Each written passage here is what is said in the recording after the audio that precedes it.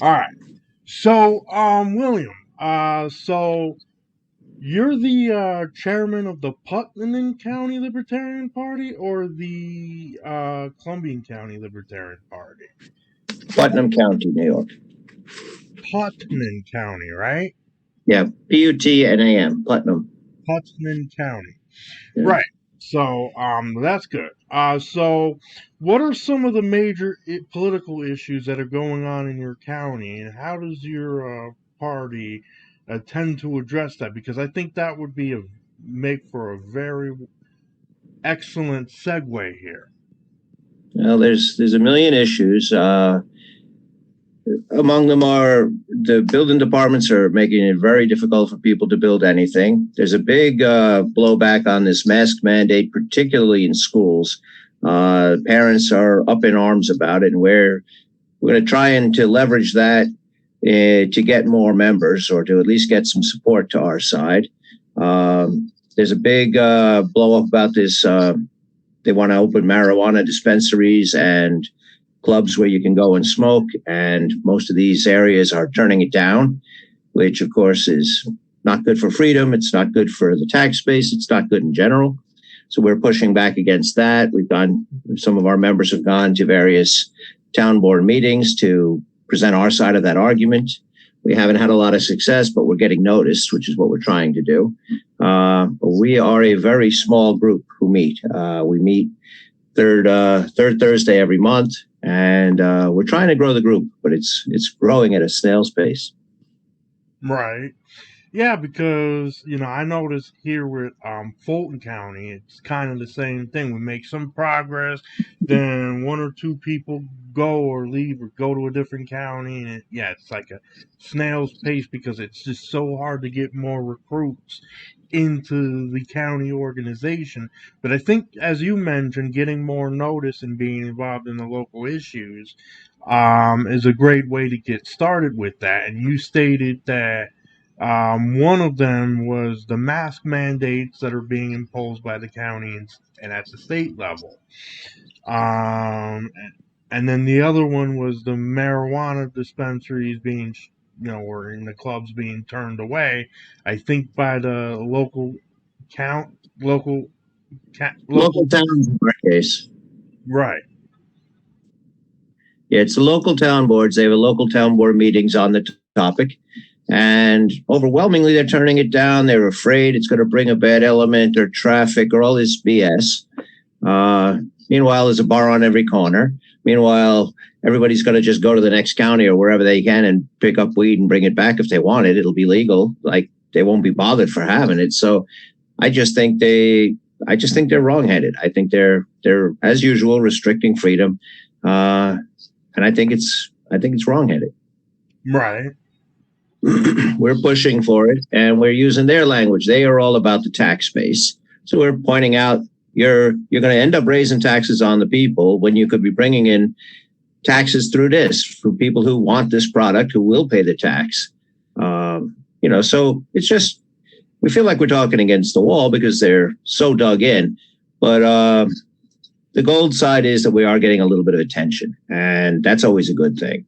And the people who are in favor of marijuana realize that the big two aren't, despite a lot of the rhetoric from the left saying that they are. When push comes to shove, they don't want it either. Right. And we've seen that also at the federal level when there's been a million opportunities for both these two major parties to legalize marijuana. It's like they have to be pressured at the state level just to do it and have their hands held and all that. And then the local areas, I think most of them are Republican throughout the state. Because the same thing kind of happened in Montgomery County, which is the next county over from Fulton County, to the south. And their town council kind of did the same thing. They said, look, we don't want the marijuana legalized in our area, or we don't want it in our town, and blah, blah, blah, because of A, B, C, X, Y, Z. And they'll use the same arguments that they used for years. All of their arguments are either based in morality or fear. None of them are fact-based. None of them are statistic-based. It's either morality, like nobody should use that stuff, or it's fear. Oh, it's going to bring crime. I don't believe either of those arguments, but those are the arguments that they're winning the day by, which there's no statistics to back it up. There's no science to back it up. Just pure emotion, morality, and fear. Right. Now, what about energy? Are they kind of doing the same thing with energy? Because, that seems to be an issue in just about every county in this state. I don't know if it's also affecting your county in terms of energy, because the state's been proposing windmill and solar mill, and then they block nuclear energy and so forth. So, We just lost a nuclear power plant in our area. It wasn't actually in our county, but it bordered our county. It was very close to our county. And it was providing energy. So energy prices, of course, are going up. They think they replaced that by building a natural gas facility, again, in a different neighboring county. The nuclear was in Westchester and the natural gas is up in Dutchess, and we're between the two. But they're only going to be producing half of the energy that the nuclear plant was. It's not a big issue, though. It's sort of a done deal as far as the nuclear going away. It was an old plant, and it was kind of slated to go. They had been extended a few times, but they ran out of extensions, and the politics went against them. But it's not being heavily discussed. Solar power is popular on rooftops, but that's voluntary. It's, at least so far, that's voluntary. And much of our county is not really useful for solar. So much of it is wooded. It's hilly, it's mountainous, and there's an awful lot of tree cover. My own house, for example, wouldn't qualify for solar. Most of my neighbors wouldn't. Some of them would, and some of them have it. But for the most part, it's not a big issue here. Right. I think that's because it's being forced. I think that's because it's still in the free market. If you want it, you can. Right. If you want, if your house is suitable, you can get it. There's no wind here, and I haven't heard any proposal to put wind energy in here. Well, it's good that they haven't suggested putting any in your area without your approval, because that would go against the NAP, which I doubt that most of the people in Albany even care about for especially for your area. I would think, though, that local counties would know best for energy sources and the like. Well, I'd like everything to be governed as locally as possible. I want as little government as possible, and I want that government to be as local as possible, where you have an opportunity to affect change and where you can make your concerns known and where you can actually make determinations based on what is best for your own community, as opposed to somebody either in DC or Albany making choices for you. I think that's definitely in line with the libertarian way of thinking. Right. Now, what about the taxes? Our taxes are high, property taxes in particular. Most people are very okay with that. I'm not, but property taxes are steep and only slated to go up. I think it's a disgrace. I don't want any taxes. And to the extent that we need to have any taxes, I want them to be as low as possible and as point of service as possible, where you can choose. Like a gasoline tax, it's up to you how much gasoline you're going to buy. You can buy a more efficient car. If you don't like gasoline taxes, you don't have to drive the day you don't feel like driving. But a property tax, a homeowner tax, if you're having a bad year, you could lose your house. That's a disgrace. Right. Elderly people, when they get onto fixed income, are leaving the state over this. It's not being broadly challenged. Nobody seems to think it's odd, except a few libertarians. But the Democrats and Republicans look at me like I'm crazy. Oh, but the roads. I'm like, yeah, but I've driven in other states that tax at 1/3 or less of what we're taxed. And they have roads, and they have schools, and they have traffic lights, and they have police. And they have more free market solutions in those areas. They have free market solutions. They have more money in their own pockets. I just think it's a better way to go. But it's a non-starter with the general public in my county. Our county is a rather affluent county. I believe they're using taxes to keep people out. Out the one side of their mouth, they like to talk about building low-income housing and so forth, but they don't want it in their backyard. They don't want any development. They would love to build nothing. They love this, it's natural beauty.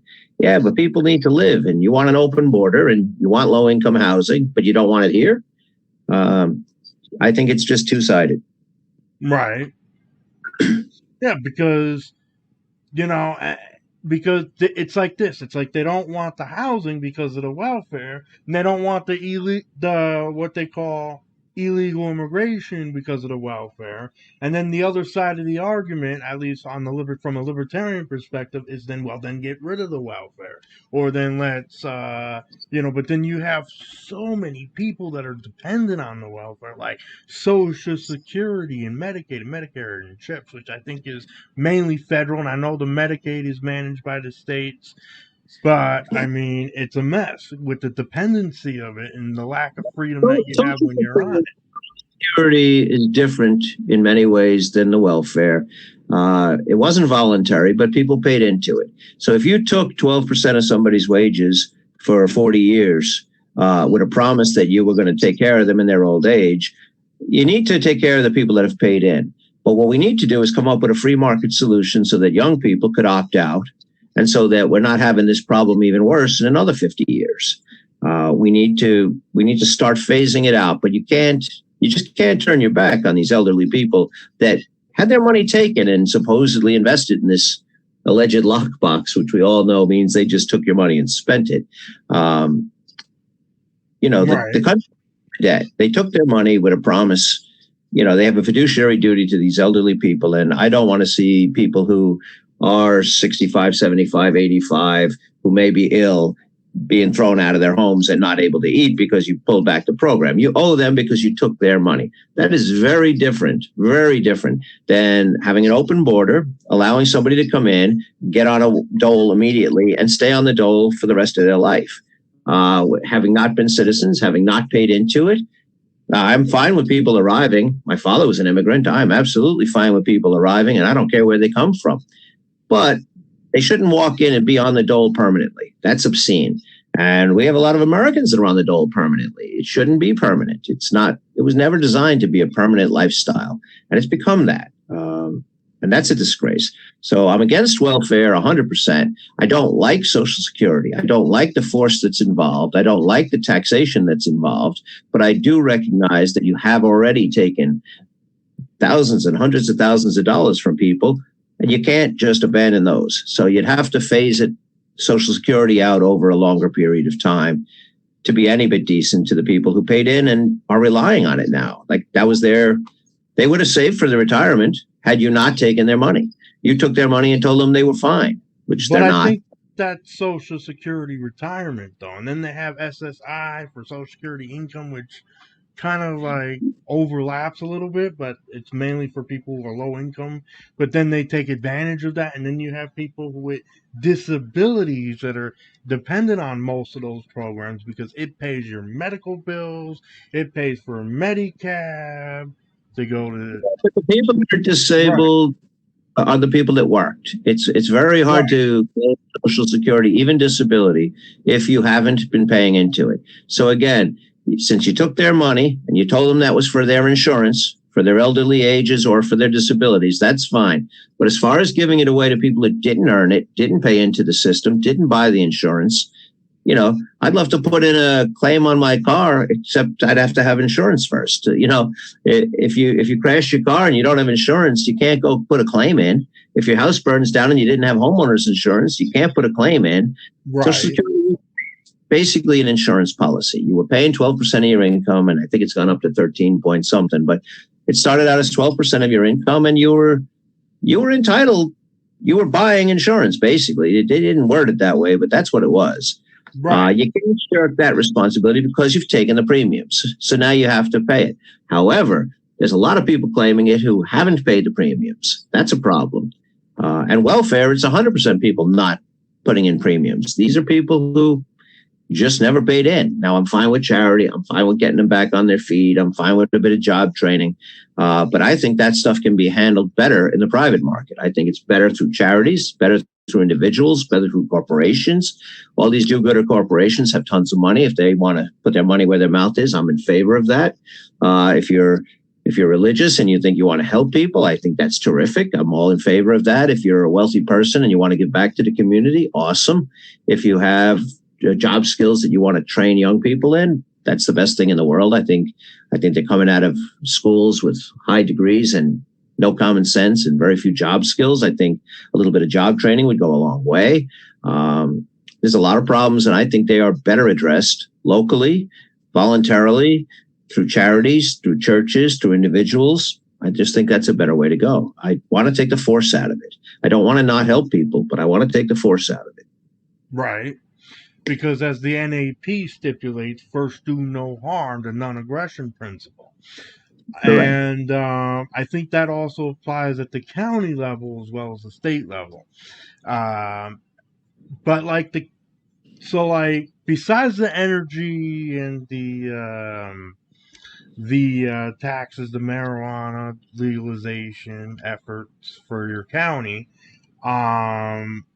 is there anything that I forgot to ask about, like any other issues that are going on that we didn't yet already cover? Well, on the county level, things are running fairly smoothly, except they're running very smoothly in a Democrat/Republican way.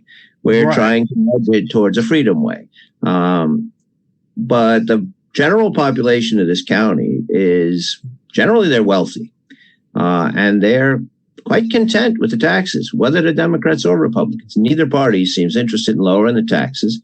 Neither party seems interested in getting the money under control. And we're trying to wake people up to it. But it's a difficult thing because these are people for whom the taxes are not a burden. They have the money. They're not struggling. And they don't want the people that are struggling to move into the county. They don't want to call it racist. They don't want to call it sexist. They don't want to label it. They love to have, they're all so woke. They love to have nice labels for it. But in their policies that they're promoting and accepting are causing these problems. Right. And, I came up poor. I grew up in the Bronx. I know what it's like to try and get ahead in this world. And the government is the biggest obstacle. And the government is the Democrats and Republicans in this state. Democrats statewide, Republicans in a lot of these counties. Our county is, I think it's approaching 50-50. It's different further upstate. I know upstate, it's all Republican. This was a Republican county, but it's rapidly bluing. So it's, I'd say purple or getting toward purple. They do like their guns. They're not totally off the chart. But there's more and more people coming. We're very close to New York City. Our county, depending on where you are in the county, you're around 45, 50 miles to New York City. So we get a lot of people from the city who relocate here or buy a summer home here or travel through here. And they're coming up here, especially COVID. COVID has really brought more and more New York City people because they want to be able to get back to the city for the culture or possibly for work. But they want to live in a more rural area. And these are people who come up here with real money. These are wealthy people. And they come up here because they want these things. And then they get up here and very quickly they are pushing to change things. It's like, no. If you want the city, you have the city, go back, which is a tough decision to make. But our county is doing well because it's wealthy, but it's the people in the county who aren't wealthy are suffering. There are people who are struggling to pay primarily property tax, school taxes. They're high and getting higher. And I think that's a problem. Most people look at me like I'm crazy for complaining. And I find that very frustrating. And when you have an opportunity to lower those taxes or at least keep them from rising by allowing the free market to put in stores, because King Cuomo deemed to give us permission to have a plant. I thought that was a great opportunity because even though I don't like the fact that it's going to be taxed to death, at least it's voluntary. At least you can go and buy it or not. You can buy a little or a lot or none. And the tax base of regular homes would get a relief. I think having that extra money in the system would have given relief to homeowners and taxpayers. But they are not particularly interested. They just don't want that. And I think they're wrong-headed. Right. And I think I would agree with that. So Putnam County is 50 miles just outside of New York City, right? Yes, you have Westchester and then Putnam. If you go due north out of the city, you get to Putnam in about 45, 50 miles, depending on where you're at in the county. Right. So it's just above Westchester, and then it's Dutchess County, and then that's where the border is between downstate and upstate. Or is Putnam part of upstate? I'm not sure. The border of upstate and downstate is all dependent on who you ask. If you ask people in the city, they'll tell you Westchester's upstate. Right. If you ask people that live in Albany or above, they'll tell you that Albany is the border. So I don't know where they actually call the border, but I consider upstate to be close to Albany, around the middle, north and south. Right. My take on it. But I've heard plenty of people, city people, that tell you once you've left the top of the Bronx, you are upstate. I'm like, yeah, you have a long way to go to get upstate. Have you ever been up there? Have you gone to Plattsburgh? Have you gone to Buffalo? There's a lot of state besides that. Right. But the lack of knowledge in New York State, particularly with people out of the state, like there's people that were born and raised in states like Texas, right, for example, and they'll sit there and when you say, oh, I'm from New York.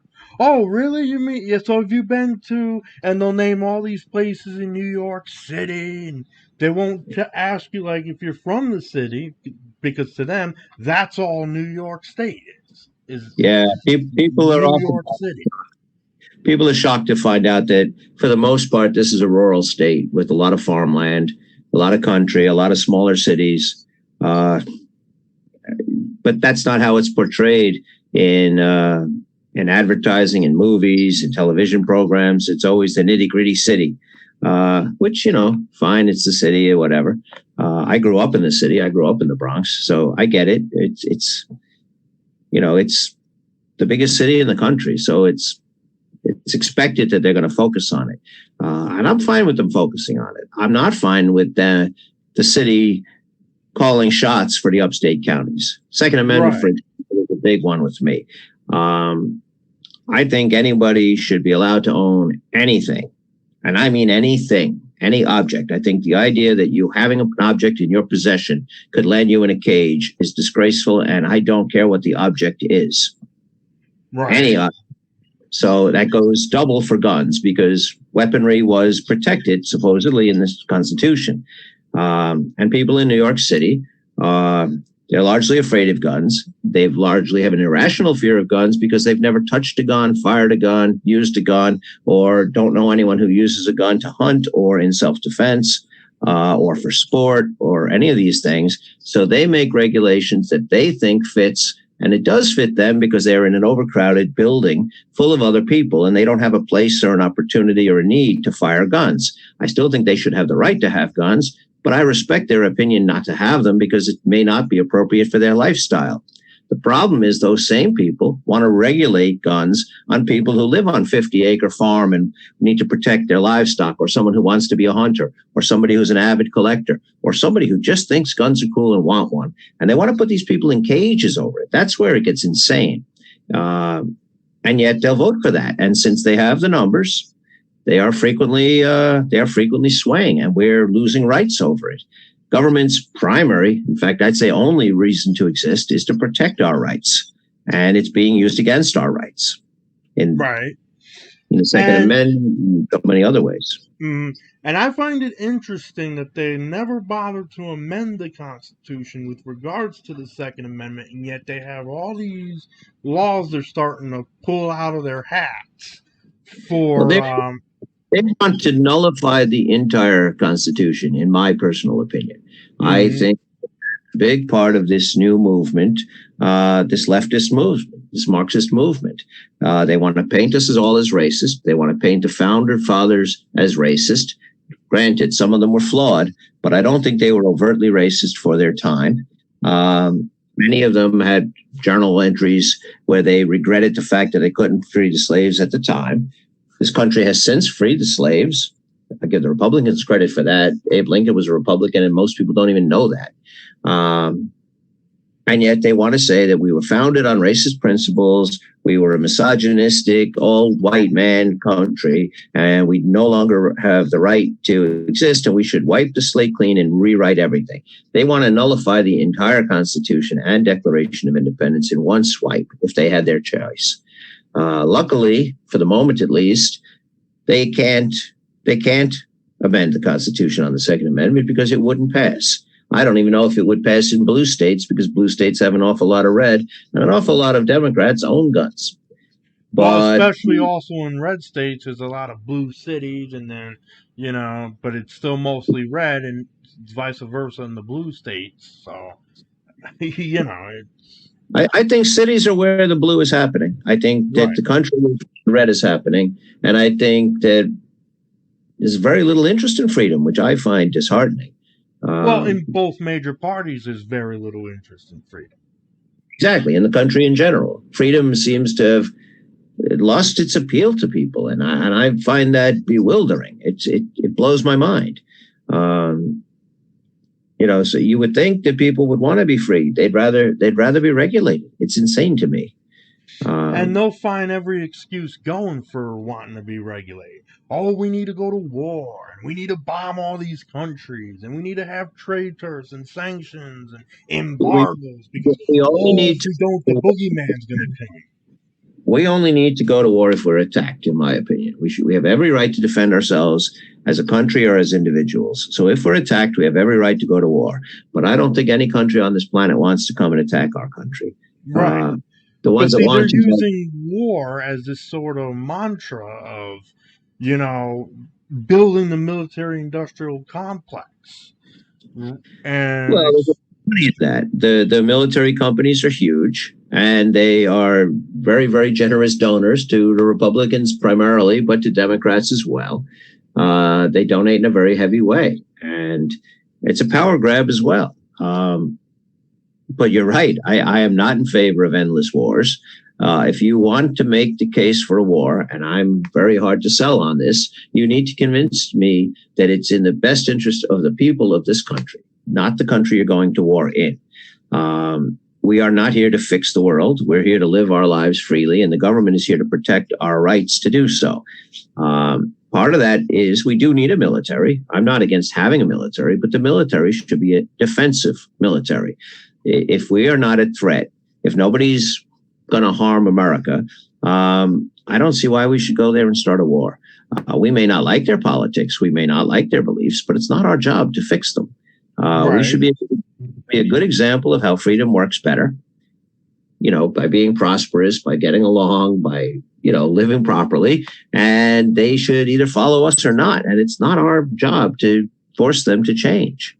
For religious reasons, political reasons, or any other reasons. I recognize that we do business in a lot of countries, and that's fine. I think that's a great way to peacefully deal with people and to put economic pressure on people. But then again, that's voluntary. You're talking about business. You're talking about companies. You're talking about people deciding where to spend their money, where to invest, where to buy from, where to sell to. But the idea that you're going to win hearts and minds by sending tanks and guns, it's never worked. It's never, ever worked. And we have a presence. I don't even know how many countries. We're everywhere. We're just pulling out of Afghanistan in probably the sloppiest way possible. And we're leaving American citizens behind, which is disgraceful. But we're still in Japan. We're still in Germany. We're still in the countries from the World War I and World War II. Like, it's a little bit crazy. We're everywhere. And these are not poor countries. They can well afford to defend themselves. And I don't know that they have a whole lot of enemies of their own either. It's certainly not our responsibility to defend them. And if we were going to defend them, they should be supporting it. They should be paying. Taxpayers, American taxpayers, should not be supporting that. Right. And I agree with that, but I think, if you ask a conservative, they'll sit there and say, well, big bad communist China, and look what they're doing to their people, and with Taiwan. And it's like, so what? If they want to go to war with Taiwan, we haven't rescued the Chinese people. There's number one. We've been at war all over the world, and we haven't rescued any of these Chinese people. They still have their problems. And you could pick China, or you could pick Russia, or you could pick any of these big countries. And there's awful conditions in a lot of sub-Saharan Africa, and we're not talking about war there because we don't think it's in our economic best interest. So despite the fact that they like to sell it as humanitarian, we're not doing it for humanitarian reasons. We're doing it usually for economic reasons. They don't like to say that because that's not popular. If you need to go somewhere to actually defend this country, then I'm in favor of going there. But you have a tough sell. You have to explain to me how they're an imminent threat. How is this going to protect American citizens' lives? If you can't answer that question, I don't want that war. You need to be able to tell me these citizens here are in jeopardy if we don't go there and put a stop to what's happening. I'm not heartless. I'd love to help these countries. We have plenty of charities for that. If we got rid of the welfare system, we could open our borders to more of them. It's ridiculous to open our borders to them now if we're not allowed to build for them, and we're not allowed to let them work for their own wages. But get rid of the welfare system and allow buildings to go up. Then I'd be fine with people coming from wherever they'd like to come. I'm not against immigration at all. I just don't like the way it's going. I don't want an open border. Talk about protecting America. An open border is crazy. You should have. I'm not saying not to let people in. You should have to come through the door, and we should know who you are. I don't want to let in enemies. Again, part of protecting ourselves. Find out who they are. If they're an exposed enemy of the people of the United States, and there's plenty of them, terrorists and so forth, those people should be kept out. But as far as migrant farmers or people fleeing oppression and so forth, we should be wide open to them. That doesn't mean we support them for the rest of their lives and their kids' lives. That means we should give them an opportunity to come in. We should give them an opportunity to work hard. Charity could take care of them for the first few months, but not much longer. They should be up on their feet. They should be getting a job. Good job if they have an education, a bad job if they don't, and they can go from there. Right. We had an open immigration policy for our first 100 and change years, 150 years. It worked well because we didn't have a welfare state. Immigration only became a really hot topic when the welfare state came in. Right, which I think was in the 60s and the 70s, and, It exploded then. It was coming in a little ahead of that, but it exploded then. That's when it really got out of hand. And that's when they started to curtail immigration more and more. There were some, again, choices I disagree with, but there were some race-based choices. There were some language-based choices. I do away with those. I don't really care what you look like. I don't really care how you sound. You should need to learn English because you're in a capitalist country and you need to get ahead. But if you choose not to, good on you. But I don't want my tax dollars subsidizing the fact that you speak 50 different languages.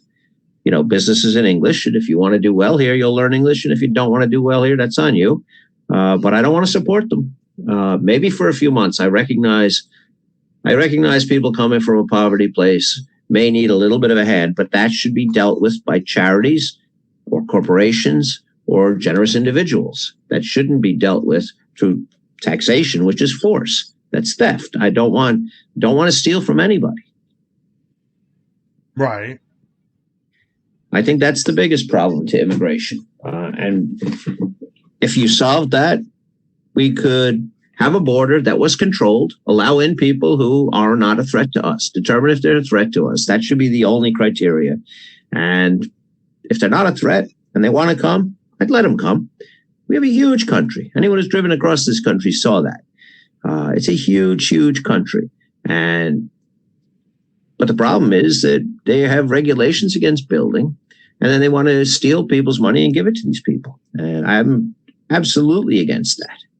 Right. So we should probably end all corporate subsidies and all subsidies in general for like immigration and, corporate subsidies and the like. Because even corporations get subsidies too. Oh, there's subsidies all over the place. And again, I don't want government involved in the economy. I'd like us back on a gold standard. I don't want them messing with our money. I don't want them picking favorites in the corporate world. I don't want licensors. I don't want any regulation on it, unless the regulation is to prevent a specific harm to a specific person or group of people. Those are the only things you should regulate. I don't want licensing. We have we have a system that is just designed where you have to play with the government to get ahead, and that's a disgrace. Right. Yeah, and I agree with it. With what you're saying. So we're just about out of time. Is there anything else you would like to add before we end? Well, I don't know who your viewership are, but if you have people viewing who aren't libertarians, I'd encourage you to look into becoming a libertarian. We are the freedom group. We are the right political organization if you want to defend and expand your freedoms. We won't force you to do anything. It's voluntary. At least in our county, all are welcome to attend our meetings. I think that's the case in most counties. Obviously, you can't vote on things unless you're registered in our county and our party, but you can attend, you can learn. I think we need to spread that message. We are all inclusive. We don't care what you look like. We don't care who you sleep with. We don't care where you come from. You're welcome. We do want freedom, and we want you to respect that. We'll respect you. We have a non-aggression principle, which in its basic form means you don't mess with me, I won't mess with you. We'll get along. We want less government. We want more freedom. We want more of your own money in your own pockets. And it's very simple, and it's a difficult message to grow. I didn't think it would be, but it is. I'm learning that the hard way. But that's the big one. We need to grow. Otherwise, it's all just chat. And chat's nice, but growth is what we need. So I'd encourage anyone who isn't a libertarian to join or consider joining. All right. Thank you. Well, thank you for having me. I appreciate it. You're welcome, Moon. Anytime. Okay. Take care.